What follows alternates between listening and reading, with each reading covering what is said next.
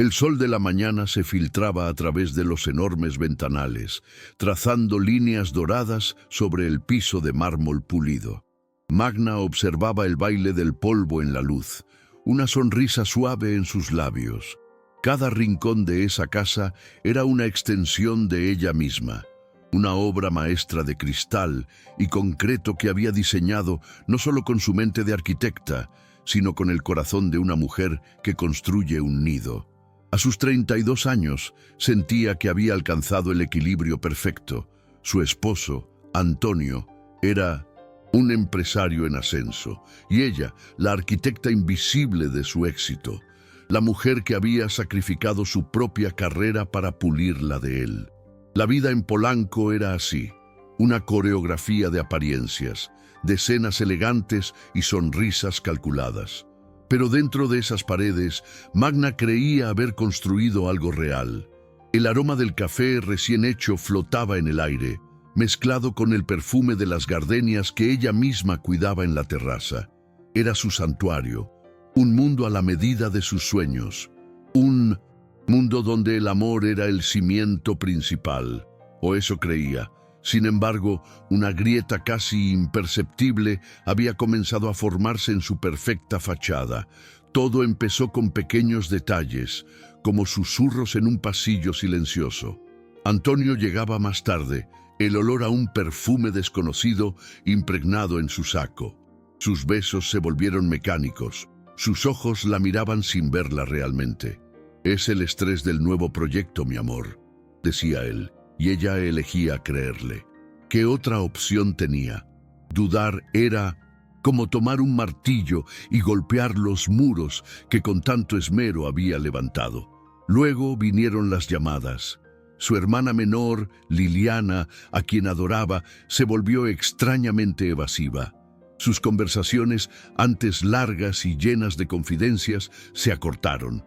Había una tensión en su voz, una prisa por colgar que dejaba a Magna con un nudo en el estómago. «Estoy muy ocupada con el trabajo», se excusaba Liliana. Magna se repetía a sí misma que solo eran imaginaciones suyas, que el cansancio le hacía ver fantasmas donde no los había. Incluso su madre, Rosanne, parecía haber cambiado. Sus visitas se sentían como inspecciones. Sus cumplidos llevaban un filo oculto. «Esa casa es demasiado grande para ustedes dos», comentó una tarde, paseando la mirada por la sala. «Deberías pensar en tener hijos pronto, o Antonio se va a aburrir». Las palabras, disfrazadas de consejo maternal, cayeron como piedras en el pozo de su creciente inseguridad. Magna intentaba contrarrestar esa corriente helada con gestos de amor. Organizaba cenas románticas que Antonio cancelaba a última hora. Le compraba regalos que él apenas miraba antes de dejarlos sobre una mesa. Se esforzaba el doble por ser la esposa perfecta, la anfitriona perfecta, la mujer que su mundo esperaba que fuera. Creía que con suficiente esfuerzo podría remendar las fisuras, que su amor sería el pegamento que mantendría todo unido. Pero la negación es un refugio frágil. Una tarde, mientras buscaba un documento en el estudio de Antonio, encontró un recibo de una joyería, un collar de esmeraldas, un regalo caro que ella nunca recibió. El corazón le latió con fuerza, un tambor sordo en el silencio de la habitación. ¿Para quién era? La pregunta flotó en el aire, pesada y amenazante. Decidió no preguntar. Tenía miedo de la respuesta. La estabilidad que tanto valoraba se estaba desmoronando, grano a grano. Las noches se hicieron largas. Pasaba horas mirando el techo, mientras Antonio dormía a su lado, o más a menudo, en el cuarto de huéspedes, con la excusa de una llamada de negocios temprano por la mañana. Se sentía sola en su propia casa, una extraña en la vida que había diseñado. Y entonces llegó el día que lo cambió todo. No fue con un grito, ni con una pelea. Fue con la calma aterradora de una tarde de martes. Su madre la había llamado para visitarla con un tono extrañamente formal. Magna la recibió con una sonrisa, ofreciéndole té, tratando de mantener la normalidad que se le escapaba de las manos. Rosanne se sentó en el sofá de diseño italiano, su postura rígida, su rostro una máscara de fría determinación. No aceptó el té. En su lugar, deslizó sobre la mesa de mármol una carpeta de cuero. Dentro había papeles de divorcio. Magna los miró sin comprender. El mundo pareció detenerse. El único sonido era el zumbido distante del tráfico de la Ciudad de México y el latido desbocado de su propio corazón. «Antonio quiere el divorcio», dijo Rosanne, su voz sin una pizca de emoción. Magna levantó la vista, sus ojos miel inundados de confusión y dolor. Buscó en el rostro de su madre una señal de apoyo, una palabra de consuelo.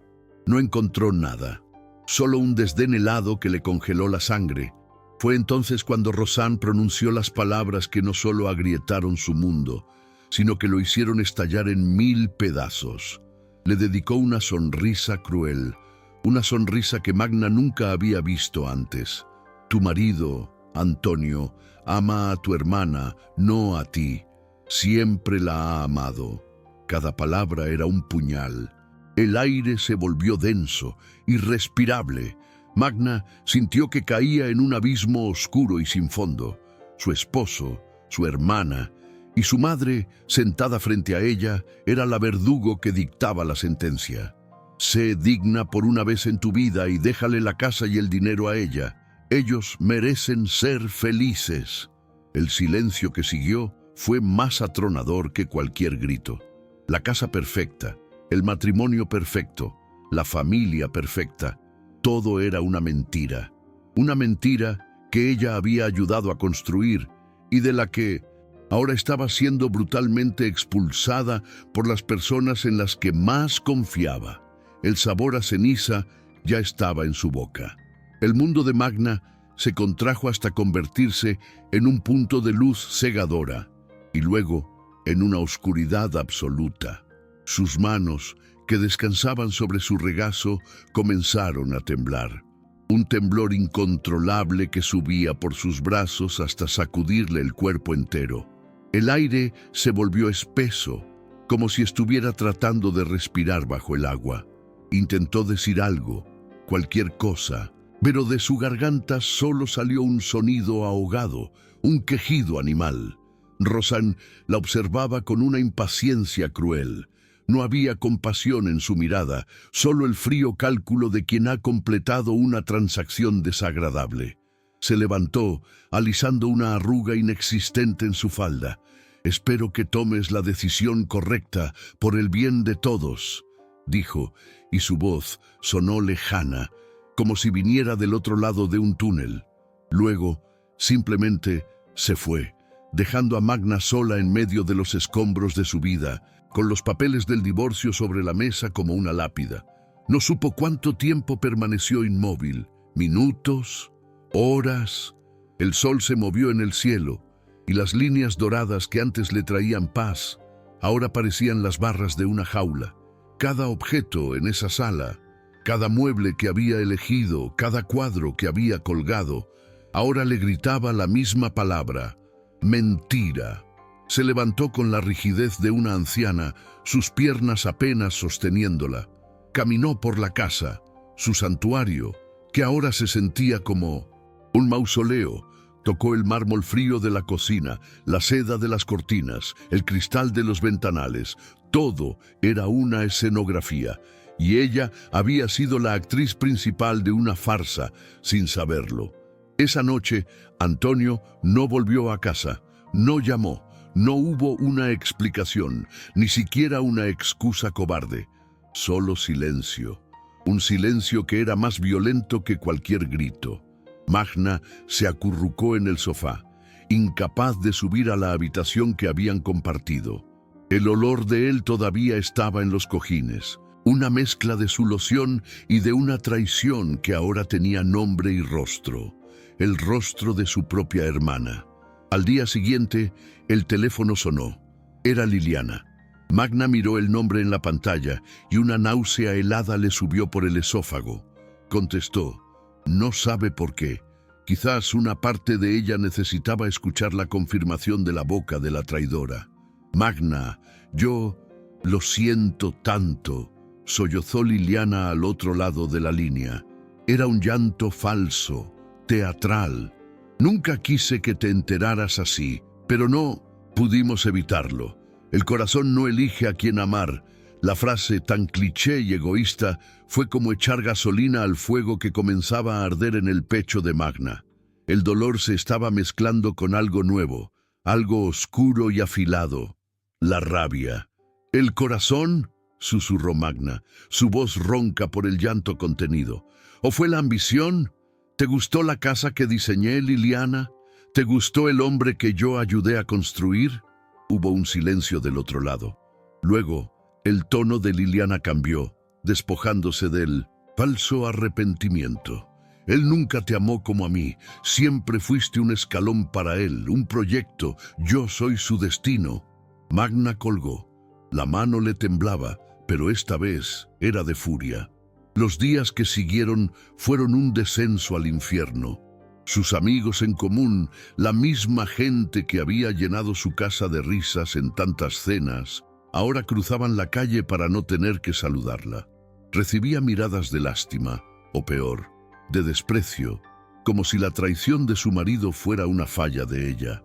Los susurros la seguían. «Pobre Magna, tan ingenua. Siempre supe que Antonio era demasiado para ella».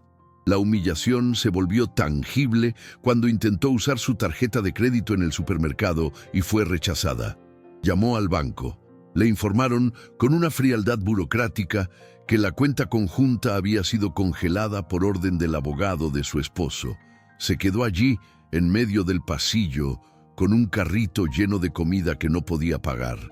La estaban borrando, no solo de su vida, sino de su propia existencia. Querían dejarla sin nada, sola, humillada y sin un centavo. Esa fue la noche más oscura. Volvió a la casa vacía, a la despensa llena de manjares que de repente parecían veneno.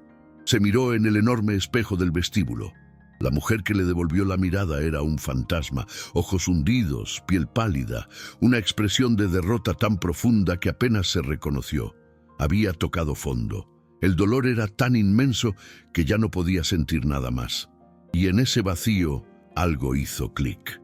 Fue un recuerdo, un destello de la mujer que era antes de Antonio, la joven arquitecta recién graduada, con los ojos llenos de fuego y planos bajo el brazo. La mujer que soñaba con construir no solo casas, sino su propio imperio. La mujer que había sacrificado todo eso por un amor que resultó ser una ilusión. Se acercó más al espejo, observando los ojos de su reflejo. El dolor seguía ahí, pero debajo de él, una chispa, una llama diminuta y furiosa. La estaban tratando como a una víctima, pero ella no era una víctima. Ella era la arquitecta. Ella había dibujado los planos de esa vida, y si ella la había construido, también podía demolerla. Una calma gélida la invadió. Las lágrimas se secaron. La mano que antes temblaba, ahora estaba firme. Caminó hacia el estudio de Antonio, el mismo lugar donde había encontrado el recibo de la joyería. Abrió su computadora portátil. No buscó fotos viejas ni correos sentimentales. Buscó un nombre, el de la abogada más temida de la Ciudad de México. Una mujer, conocida por no tener piedad, por desmantelar imperios y no dejar piedra sobre piedra. Marcó el número. Su voz, cuando habló, no tembló. Era clara, fría y llena de una nueva y aterradora determinación. «Necesito una cita, urgente», dijo. «Quiero recuperar lo que es mío, todo». La sala de juntas del bufete de abogados era un cubo de cristal y acero, tan fría e impersonal como la propuesta que yacía sobre la mesa de caoba. Era un espacio diseñado para intimidar, para reducir a las personas a meras cláusulas en un contrato.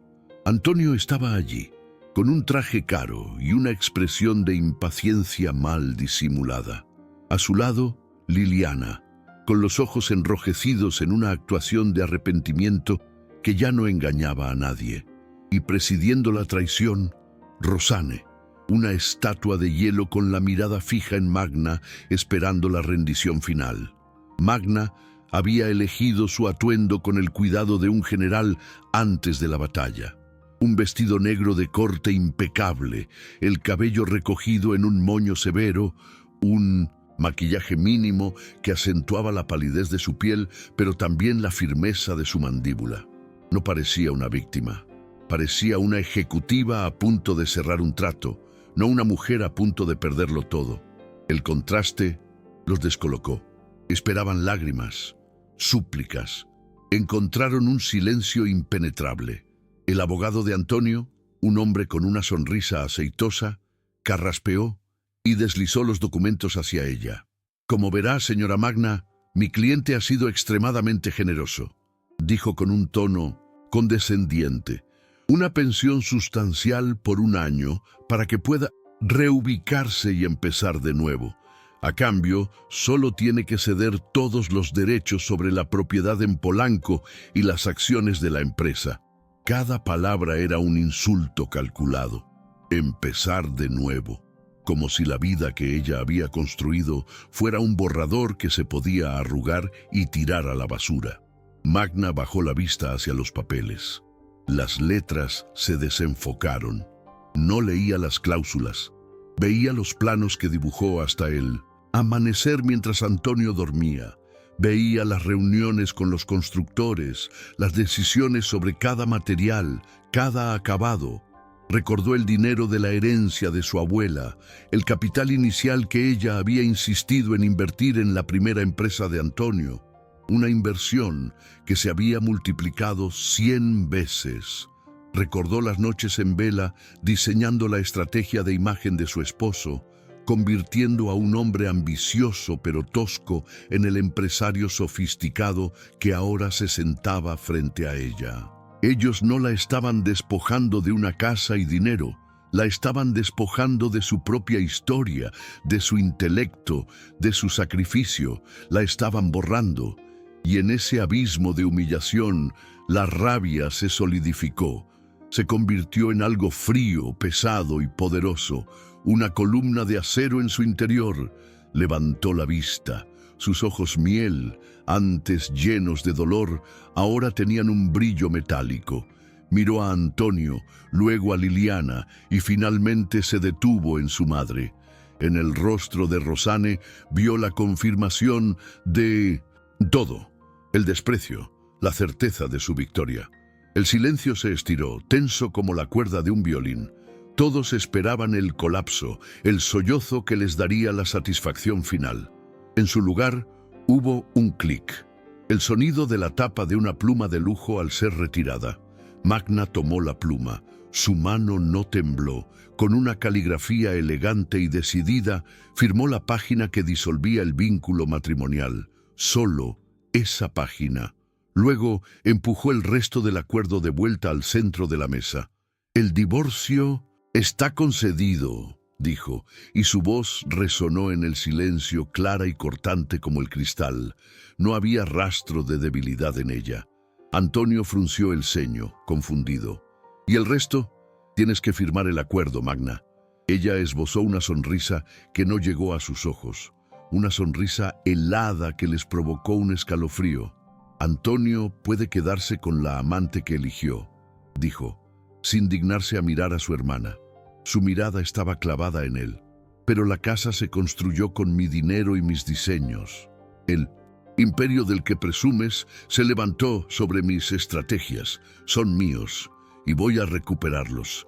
Cada centavo, cada ladrillo». Se puso de pie. Su movimiento fue fluido, lleno de una nueva autoridad. Miró a su madre por última vez. «Espero que la felicidad que le compraste a tu hija favorita valga la pena, porque va a costarte muy caro». Sin esperar respuesta, se dio la vuelta y salió de la sala, dejando tras de sí un silencio denso, cargado de incredulidad y un nuevo tipo de miedo. Habían ido a ejecutar a una víctima y se encontraron con que habían despertado a una depredadora.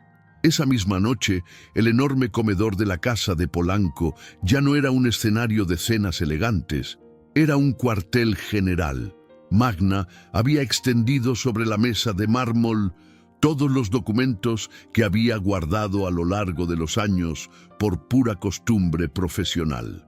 Copias de los planos originales de la casa con su firma, estados de cuenta bancarios que rastreaban la transferencia de su herencia, correos electrónicos donde detallaba estrategias de negocio para Antonio, incluso los bocetos iniciales de los logotipos de sus empresas. Había olvidado el poder que tenía, el poder de ser la arquitecta no solo de edificios, sino de fortunas. Durante años, había dejado que ese poder sirviera a otros, creyendo que su recompensa era el amor y la familia. Ahora sabía que su única recompensa sería la justicia que ella misma se forjara. Desempolvó su viejo portátil, aquel que no usaba desde que se casó. Abrió los programas de diseño, los archivos de cálculo estructural. Sus dedos volaron sobre el teclado, recordando una fluidez que creía perdida. El dolor no había desaparecido, pero ahora estaba canalizado, convertido en un combustible de alta pureza. Buscó el número que había encontrado días atrás, el de Sofía Valdés, la abogada conocida como la Demoledora. Cuando la secretaria contestó, la voz de Magna fue firme. «Dígale a la licenciada Valdés que Magna de la Torre quiere verla. No necesito, en compasión, necesito un arma». Colgó el teléfono y miró a través del ventanal las luces de la Ciudad de México parpadeando en la oscuridad. La guerra acababa de empezar, y esta vez la arquitecta estaba diseñando la demolición. Sofía Valdés no era una abogada, era una fuerza de la naturaleza contenida en un traje sastre de color gris Oxford. Su oficina, en el último piso de un rascacielos en Santa Fe, no tenía fotos familiares ni plantas. Solo cristal, acero y una vista panorámica de la ciudad que parecía estar a sus pies. Su mirada era como un escáner, analizando a Magna desde el momento en que cruzó la puerta. No ofreció café ni agua, solo un gesto hacia la silla de cuero frente a su escritorio. «He oído hablar de su caso», dijo Sofía. Su voz era grave, sin inflexiones. Traiciones familiares, divorcios sucios. Es el pan de cada día en esta ciudad. ¿Qué la hace pensar que su historia es diferente? Era una prueba, una provocación para medir la fibra de su nueva clienta. Magna no se inmutó. Deslizó sobre el escritorio pulido una memoria USB y una carpeta perfectamente organizada. «No vengo a contarle una historia triste, licenciada. Vengo a darle las herramientas para una demolición». Abrió la carpeta. Dentro estaban los planos de la casa firmados por ella, los estados de cuenta de la transferencia de su herencia, los correos electrónicos con las estrategias de marketing que catapultaron la primera empresa de Antonio. Todo estaba ahí, catalogado, con fechas y anotaciones. Por primera vez, una chispa de interés brilló en los ojos de Sofía. Tomó los documentos, sus dedos largos y cuidados, pasando sobre las pruebas con una eficiencia casi depredadora. «Esto es bueno», murmuró, más para sí misma que para Magna. «Esto es un excelente punto de partida». «No es el punto de partida», la corrigió Magna, su voz firme. «Es la base. El punto de partida está en esta memoria USB». Sofía la conectó a su computadora. En la pantalla aparecieron carpetas con nombres crípticos. Antonio tiene socios que no le gustaría que el Servicio de Administración Tributaria conociera. Acuerdos firmados en servilletas en restaurantes caros, inversiones en paraísos fiscales que yo le advertí que no hiciera. Magna había sido la guardiana de todos sus secretos, la caja fuerte de su ambición. Él había cometido el error fatal de subestimarla, de confundir su lealtad con ceguera. Sofía Valdés se reclinó en su silla y una sonrisa delgada, casi imperceptible, se dibujó en sus labios. No, Era una sonrisa de calidez, sino de apreciación profesional, como un maestro de armas que admira una espada perfectamente forjada. «Señora de la Torre», dijo, usando su apellido de casada por última vez, como si lo estuviera descartando. «Creo que usted y yo vamos a hacer un trabajo extraordinario». Las siguientes semanas fueron un torbellino de actividad metódica. La oficina de Sofía se convirtió en el segundo hogar de Magna. Ya no vestía como la anfitriona de Polanco. Usaba jeans, suéteres, sencillos, y llevaba el cabello recogido en una cola de caballo. Sus ojos miel habían perdido la neblina del dolor y ahora ardían con una concentración feroz. No era una clienta pasiva. Se sentaba en las reuniones con el equipo de abogados, explicando los intrincados detalles de las finanzas de Antonio, dibujando diagramas en una pizarra blanca para ilustrar el flujo de dinero, señalando las vulnerabilidades en su imperio. Los jóvenes abogados la miraban con una mezcla de asombro y respeto. Era la arquitecta en su elemento. «Aquí», decía, apuntando a una transacción, «este desvío de fondos a una empresa fantasma». Lo justificó como un gasto de consultoría. La consultora era el primo de Liliana. Cada revelación era un golpe de martillo sobre la estructura que ella misma había ayudado a construir. No sentía placer en ello, sentía una necesidad fría y quirúrgica de desmantelar la mentira. El primer golpe no fue un ataque frontal, sino una maniobra de flanco. Sofía interpuso una orden de aseguramiento de bienes, no solo sobre la casa, sino sobre cuentas de inversión específicas que Magna sabía que Antonio usaba para sus negocios más turbios. La llamada de Antonio no se hizo esperar. El número apareció en el celular de Magna mientras estaba en la oficina de Sofía.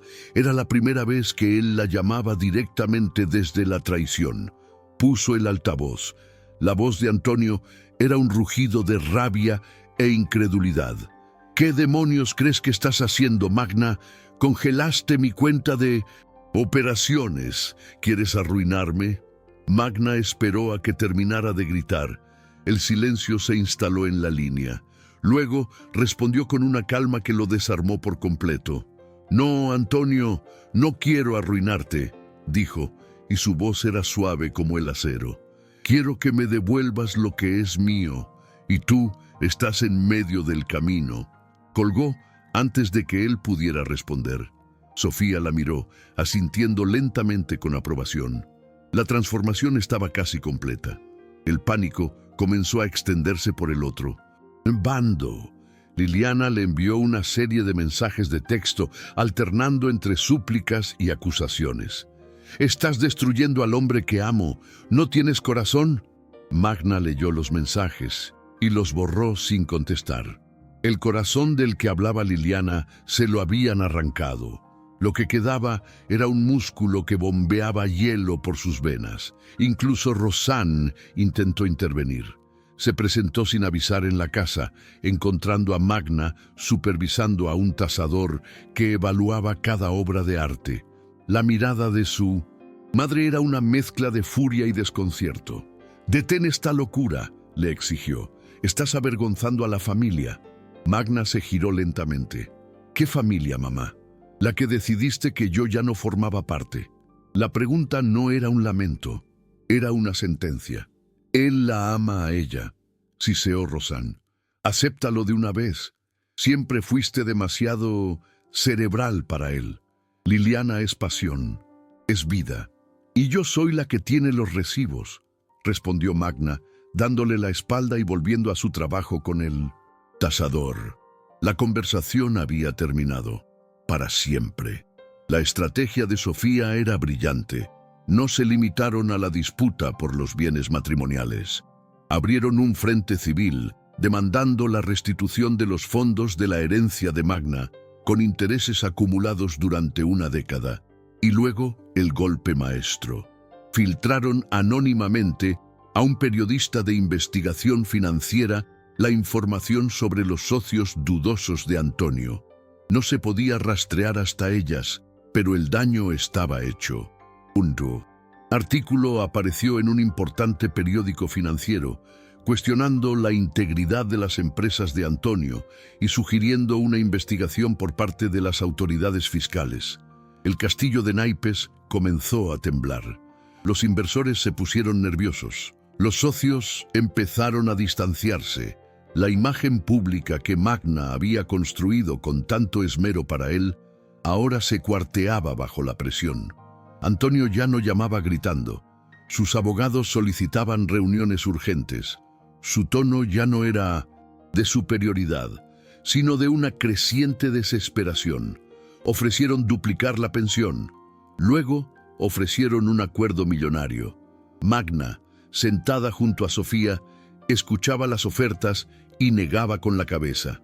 «No quiero su dinero», le dijo a su abogada en privado. «Quiero mi casa, quiero mis activos, quiero que el mundo sepa que ese imperio lo construí yo. Quiero mi nombre de vuelta». Una noche, agotada tras una jornada de 16 horas revisando documentos, Magna se quedó sola en la inmensa sala. La casa estaba en silencio, despojada de la vida que antes la llenaba.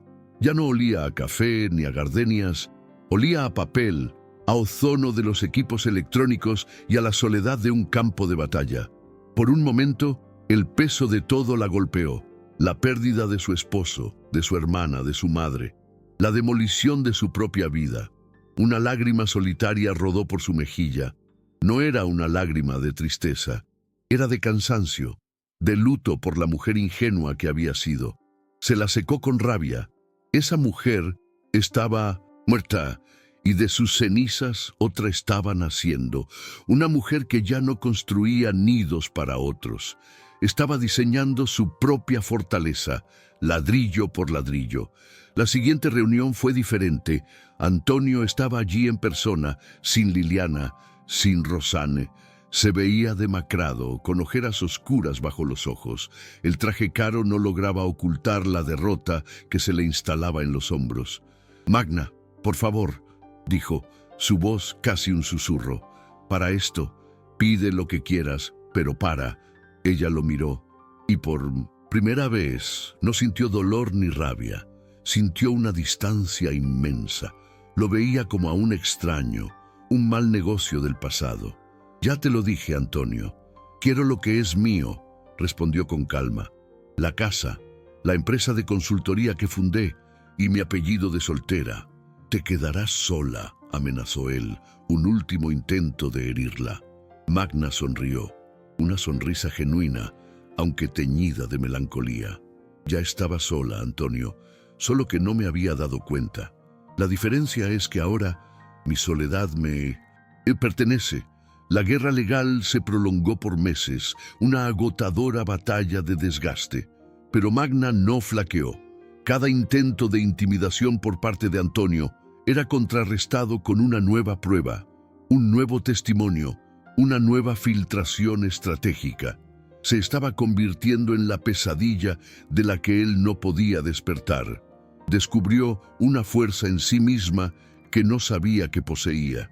La resiliencia de las estructuras que diseñaba, capaces de soportar terremotos. Aprendió a dormir sola en la enorme cama, a disfrutar del silencio de la casa, a encontrar consuelo en su propio trabajo. Pequeñas victorias comenzaron a devolverle la vida. Un juez falló a su favor en la restitución de su herencia. Una revista de arquitectura la contactó para un artículo sobre la casa de Polanco, reconociéndola como la única mente creativa detrás del proyecto. Su nombre, Magna Rivas, comenzaba a sonar de nuevo en los círculos correctos, ya no como la esposa de, sino como la arquitecta, la estratega. El proceso de reconstrucción había comenzado, no sobre las ruinas de su antigua vida, sino sobre un terreno limpio que ella misma había despejado con fuego y determinación. Estaba recuperando no solo su dinero, sino su identidad. El día de la firma final llegó, no con la solemnidad de un tribunal, sino en la atmósfera gélida y controlada de la sala de juntas de Sofía Valdés. El cristal de los ventanales enmarcaba una ciudad indiferente al drama que se desarrollaba en su interior. Antonio, Rossane y Liliana estaban sentados al otro lado de la mesa de caoba, un trío de estatuas rotas. Antonio parecía un hombre que había envejecido 10 años en 3 meses. El traje de diseñador que antes llevaba con arrogancia, ahora le quedaba grande, como si su cuerpo se hubiera encogido con su fortuna. Liliana tenía la mirada perdida, su belleza marchita por el estrés. Rossane, por primera vez, no parecía tener el control. Su rostro era una máscara de furia impotente. Eran los espectadores silenciosos de un desastre que ellas mismas habían provocado. El abogado de Antonio, un hombre visiblemente nervioso, carraspeó. Mi cliente está dispuesto a ceder el 50% de los activos de la empresa y una pensión vitalicia generosa, comenzó, pero la voz de Sofía lo cortó como un bisturí. No estamos negociando, dijo ella sin mirarlo, sus ojos fijos en Antonio. Estamos aquí para la transferencia de activos. La casa, la empresa de consultoría Rivas Torre, que legalmente fue fundada con capital de mi clienta y el portafolio de inversiones que ella misma gestionó. Mis términos no son una oferta, son una notificación. Hubo un silencio pesado. Magna observaba la escena con una calma que la sorprendía a sí misma. Ya no veía al hombre que amó, ni a la hermana con la que creció, ni a la madre que la crió. Veía a sus adversarios, acorralados y derrotados. El dolor se había transformado en una distancia quirúrgica. Estaba observando el resultado de sus cálculos, el éxito de su diseño de demolición. Magna, no puedes hacer esto, suplicó Antonio, su voz finalmente quebrándose. Fue nuestro sueño. Ella lo miró directamente a los ojos. Por un instante, vio un destello del joven con el que se había casado, lleno de ambición y promesas. Pero fue solo un fantasma. El sueño era mío, Antonio. Tú solo dormías en él, respondió, su voz baja pero resonando en cada rincón de la sala. Yo puse los cimientos, dibujé los planos y pagué por los materiales. Ahora simplemente estoy reclamando mi propiedad. Se giró hacia su madre y su hermana. No había odio en su mirada, solo un vacío inmenso. Ustedes querían al hombre, quédense con él. Yo me quedo con todo lo demás. Sofía deslizó los documentos finales sobre la mesa. Eran gruesos, llenos de cláusulas que transferían el poder, el dinero y la propiedad de vuelta a su dueña original. Firme, ordenó Sofía a Antonio. Su tono no admitía réplica. Con una mano temblorosa, Antonio tomó la pluma. El único sonido en la sala era el rasguido de la punta sobre el papel, un sonido frágil que sellaba la caída de un imperio y el renacimiento de una reina. Firmó página tras página sin leer, su rostro una mezcla de humillación y resignación. Era el sonido de un mundo cambiando de manos. Cuando terminó, empujó los documentos hacia Magna. Ella los revisó con una eficiencia tranquila. Su propia firma fue un trazo rápido y seguro. Se levantó. La reunión había terminado. Buena suerte construyendo su felicidad sobre escombros, dijo Magna como despedida, y sin mirar atrás salió de la sala seguida por Sofía. En el ascensor de cristal que descendía, Sofía le dirigió una mirada de profundo respeto profesional. «Lo lograste», dijo simplemente. «Lo logramos», corrigió Magna, pero no se sentía como una celebración. Esa noche, Magna regresó a la casa. Su casa. Abrió la puerta y entró en el vestíbulo. El silencio era absoluto, denso, casi palpable. Ya no era el silencio de la soledad y el abandono, sino el silencio del control total. El eco de sus propios pasos sobre el mármol era el único sonido. Caminó por las habitaciones que había diseñado, que había llenado de vida y que luego se habían convertido en su prisión. Tocó el piano de cola, cuyas teclas habían estado mudas durante meses. Rozó con los dedos las hojas de las gardenias en la terraza que habían sobrevivido a pesar de su negligencia. Se detuvo frente al enorme ventanal de la sala, el mismo desde donde había visto el inicio de su caída. Las luces de 1900 en la Ciudad de México se extendían ante ella como una galaxia de promesas y posibilidades.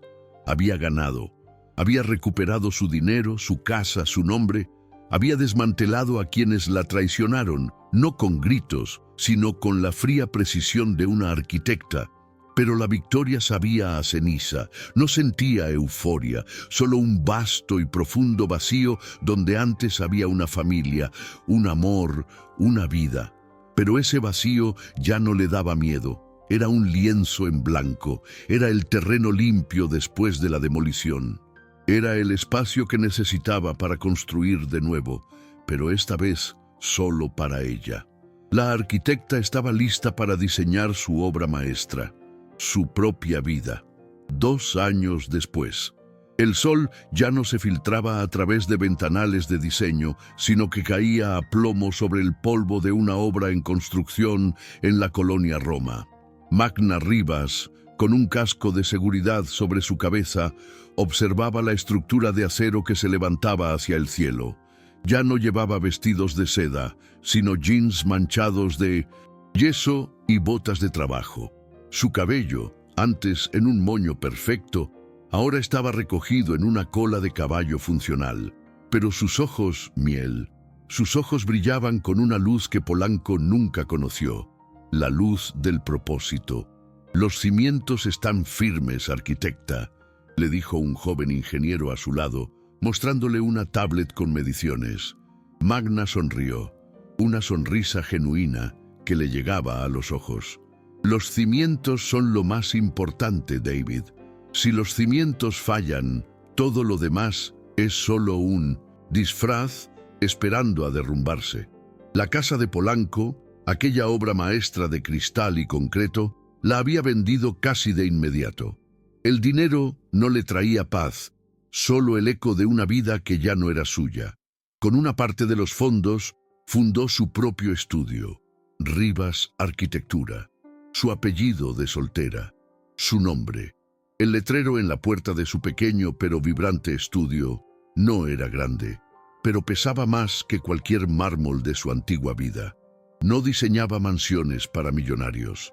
Ahora, construía centros comunitarios, proyectos de vivienda sostenible, espacios que servían a la gente, no a las apariencias. Su trabajo comenzó a ganar reconocimiento, no en las páginas de sociales, sino en revistas de arquitectura y urbanismo.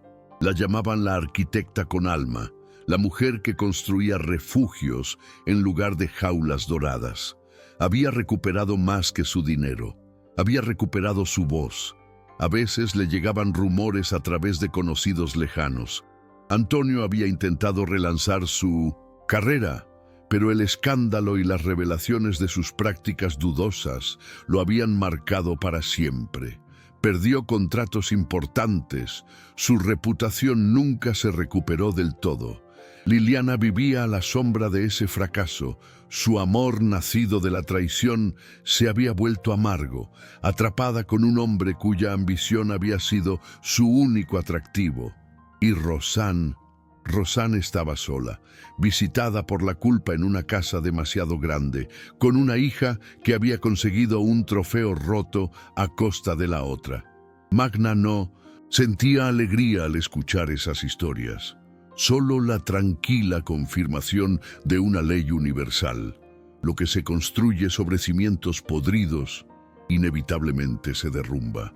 Ella ya no vivía en el pasado. Su energía estaba dedicada al presente, a los planos extendidos sobre su mesa, a la mezcla de cemento, al olor a madera nueva. Esa tarde, al volver a su nuevo apartamento, un espacio más pequeño, pero lleno de luz y plantas, en el corazón de la ciudad, se sirvió una copa de vino. Se sentó en su balcón, observando el atardecer pintar el cielo de naranja y violeta. No había soledad en su silencio, sino paz, una paz ganada a pulso. El dolor de la traición nunca desaparecía por completo. Era una cicatriz, una línea fina en el mapa de su corazón que le recordaba de dónde venía. pero ya no dolía al tocarla. Era solo un recordatorio de su propia fuerza, de su capacidad para sobrevivir a un terremoto y reconstruir desde cero. Había aprendido la lección más dura de la arquitectura. A veces, para construir algo eterno, primero hay que demolerlo todo. Tuvo que dinamitar su vida para encontrar los verdaderos cimientos, aquellos que nadie podía quitarle, su talento, su coraje, su nombre. No sabía qué le deparaba el futuro, quizás un nuevo amor, quizás más proyectos que cambiaran vidas. No importaba.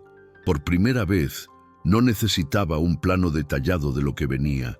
Estaba de pie sobre un terreno sólido, un terreno que ella misma había elegido y fortificado, y desde allí podía construir cualquier cosa, podía construir un rascacielos, porque cuando pierdes todo, te das cuenta de lo único que realmente posees, a ti mismo, y a veces eso es más que suficiente, es el único cimiento que importa.